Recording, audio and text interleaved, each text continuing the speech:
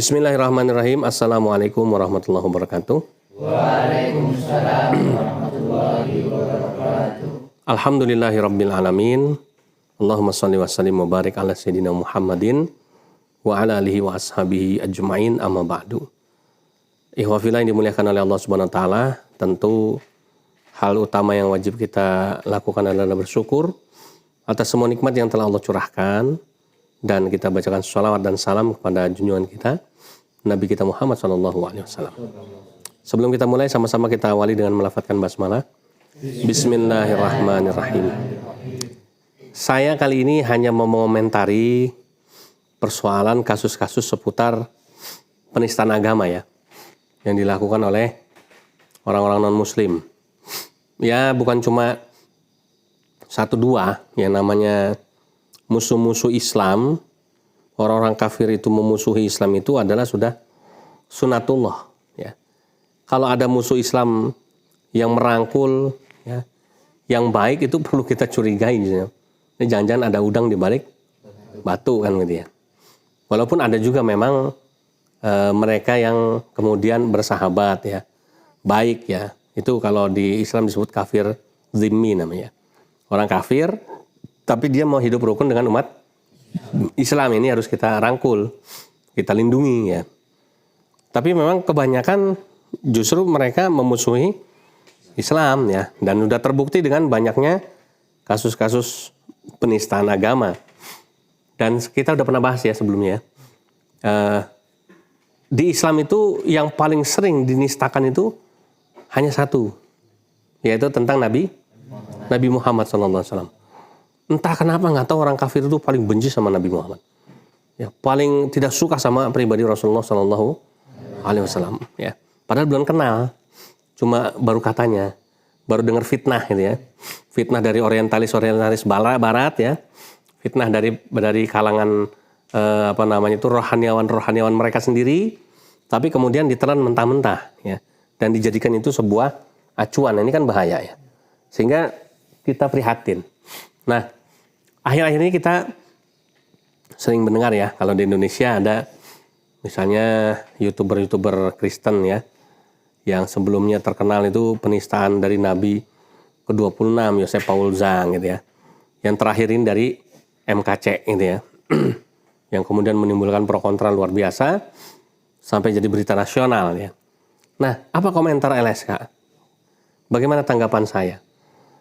Satu hal kita juga sepakat, bahwa yang namanya menistakan agama itu tidak diperbolehkan.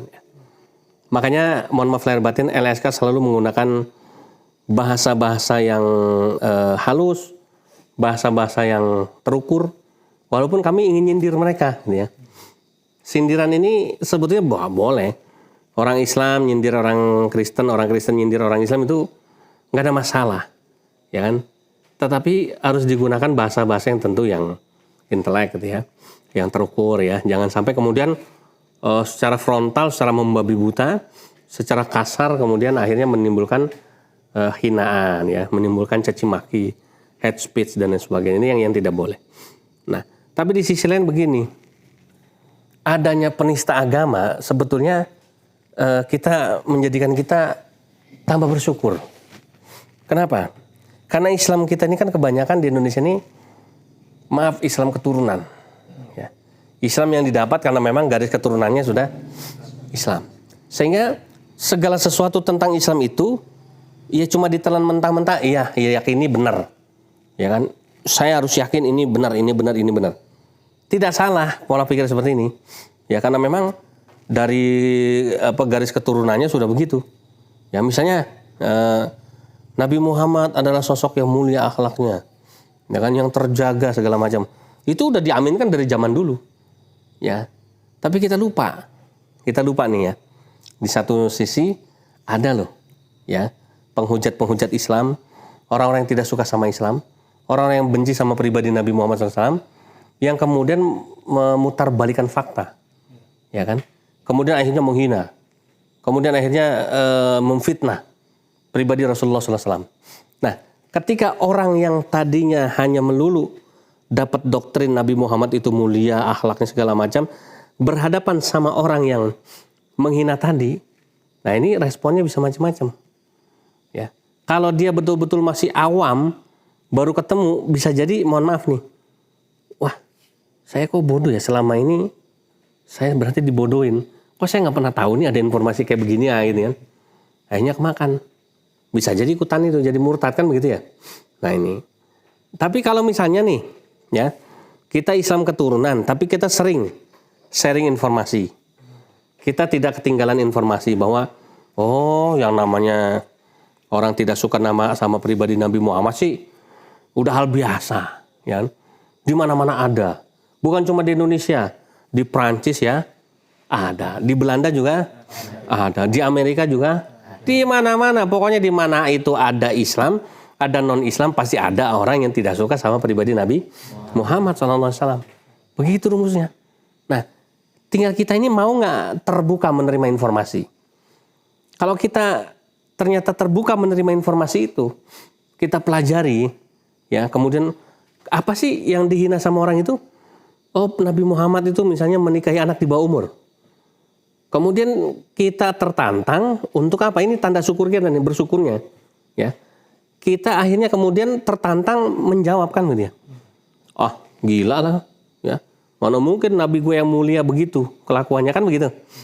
Coba cari tahu. Ya. Cari tahu tuh bisa searching di Google, bisa tanya sama ustadz, sama kiai, bisa baca-baca buku macam-macam. Setelah belajar diketahui, ditanya, wah ternyata begini jawabannya. Nah, ini yang kita harapkan. Ya. Kita berhasil jadi orang yang membela Nabi kita, gitu loh. Tapi kalau kita kemudian jadi orang yang katrok, gaptek, nggak tahu informasi apa-apa, begitu ada sosok-sosok ya seperti MKC ini yang menghina Nabi Muhammad secara serius dan kemudian terus-menerus, ya kita akan jadi orang yang kaget, jadi orang yang kepo, jadi orang yang kemudian, iya ya, rasanya bener ini orang begitu. Tapi kalau kemudian kita termotivasi dengan hinaan orang-orang yang tidak suka ini, kemudian kita cari tahu. Saya mau cari tahu, nanti saya akan kasih tahu itu orang. Saya akan counter. Saya akan lawan, ya kan, pernyataan dia. Saya akan berikan tanggapan. Saya akan ajak debat itu orang. Saya akan kalahkan itu statementnya. Nah, itu baru keren. Gitu ya. Nah, ini harus kita sikapi dari dua hal. Ya, makanya saya katakan buat saya, ya, di satu sisi kita harus aktif ya menyuarakan para penista agama ini agar dihukum, ya. Tapi di sisi lain kita juga harus bersyukur, ya.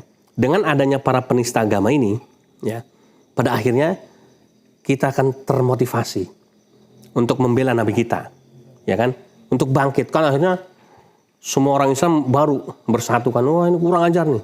Coba kalau enggak, muter-muter kita cuma bicara masalah maulid itu bid'ah atau tidak kan gitu. Cuma itu aja. Ya. Shollu kama ra'aitumuni usolli. Sholatlah kamu sebagaimana kamu lihat Nabi Muhammad sholat. Yang tahiyatnya begini ya sama goyang-goyang rebutan. Nabi Muhammad itu sholatnya nggak begini, nggak goyang-goyang.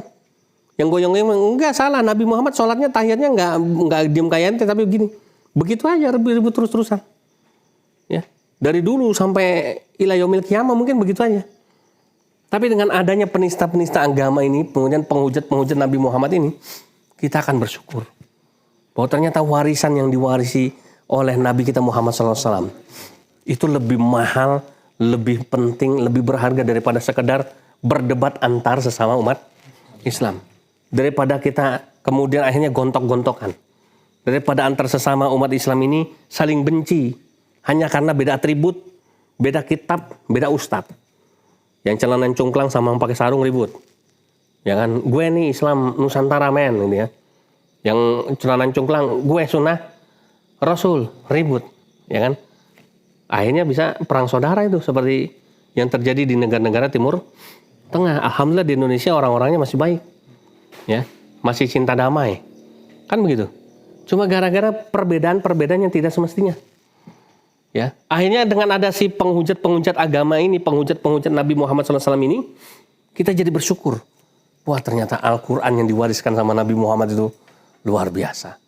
Wah, ternyata apa yang disampaikan Rasulullah SAW dalam hadis-hadis sahih itu luar biasa. Ya, kita harus pelajari, kita harus teliti lagi, kita harus betul-betul aplikasikan, kita harus betul-betul syiarkan, ya, dan kita harus lawan para penghujat, para pembenci Nabi Muhammad itu dengan argumentasi yang lebih baik. Ya. Dengan apa? Perlawanan yang intelektual, gitu ya. Dengan apa? Statement-statement yang bisa menjatuhkan statement dia. Ya. Segala macam fitnah si MKC tentang pribadi Nabi Muhammad lawan, patahkan, hancurkan. Kalau dia masih ngeyel juga karena nafsunya, hawa nafsunya, ya udah, apa boleh buat, ya. Tinggal nunggu waktunya aja, gitu ya. Dulu Abi ketika awal-awal MKC itu saya ya, ini biasa ngomong Abi ya. Ketika MKC itu banyak muncul awal-awalnya, banyak teman-teman YouTuber Muslim itu yang gemes, bahkan mengajak LSK gimana. Cuma saya bilang sabar ya. Ada waktunya ini manusia pada akhirnya akan jatuh karena kelakuannya sendiri. Dan betul sekarang lah saatnya. Ya. Ada waktunya. Kenapa? Dia begitu pede. Orang Islam diem ya. Orang Islam dianggap bodoh. Orang Islam dianggap mengaminkan apa yang dia katakan tentang Nabi Muhammad yang serba jelek itu. Ya, dia lupa bahwa umat Islam itu punya satu karakter yang menarik dan unik.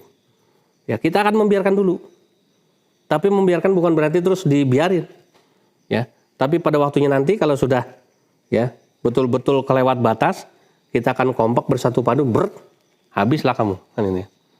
Nah, itulah tipe kita umat Islam. Makanya ya saat ini ketika PBNU sudah bersuara, MUI sudah bersuara, kiai-kiai di pesantren sudah bersuara. Inilah saatnya MKC si Muhammad KC ya, pakai namanya Muhammad, tapi ngata-ngatain Nabi Muhammad ini manusia kurang ajar ya. Jadi lucu ya. Dia hina Nabi Muhammad. Dia jelek-jelekin Nabi Muhammad, tapi dia masih pakai nama Muhammad. MKC itu katanya Muhammad KC ini. Ya. Tapi yang sebenarnya bukan itu yakin.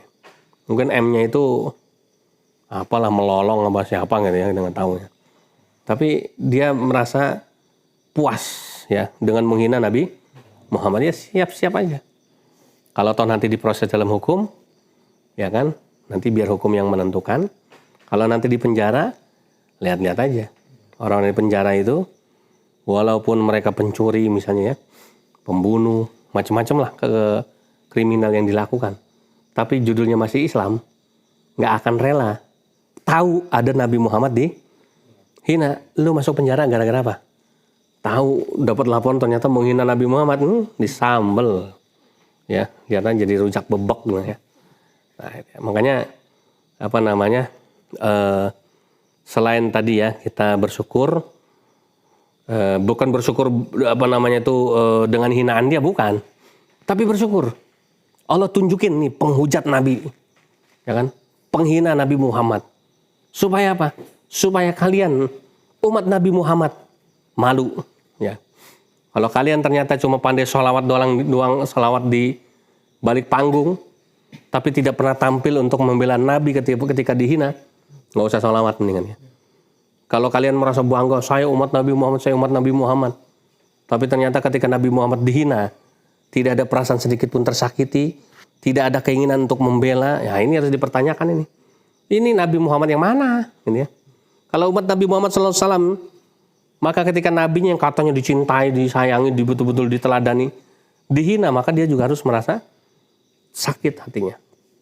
Ya, makanya ya kita tunggu sajalah ya. Semua sudah berjalan ya. Dan yang terakhir kita juga tentu menghimbau kepada teman-teman YouTuber Muslim juga harap menahan diri. Jangan kita balas hinaan dengan hinaan. Jangan kita balas hujatan dengan hujatan ya. Apalah bedanya kita dengan mereka, kan begitu. Kalau kita balas hinaan dengan hinaan, nggak ada bedanya. Kalau kita balas hujatan dengan hujatan, nggak ada bedanya. Ya. Bahkan, mohon maaf, mungkin ada lagi yang lebih parah lagi. Orang Kristen hinanya A sampai B misalnya, Yang YouTuber muslim menghinanya sampai jet. Nah ini naudzubillah min dzalik. Nggak boleh juga gitu ya.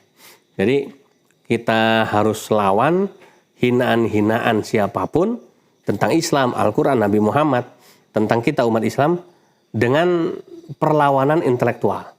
Ya. Dengan memberikan jawaban, dengan memberikan debat yang intelek, dialog yang akademis, ya kan? Sampai kita berhasil mematahkan segala macam hinaan-hinaan mereka itu. Patahkan itu dulu, emosi belakangan. Kalau emosi yang duluan, ini hinaan dia belum terjawab nih.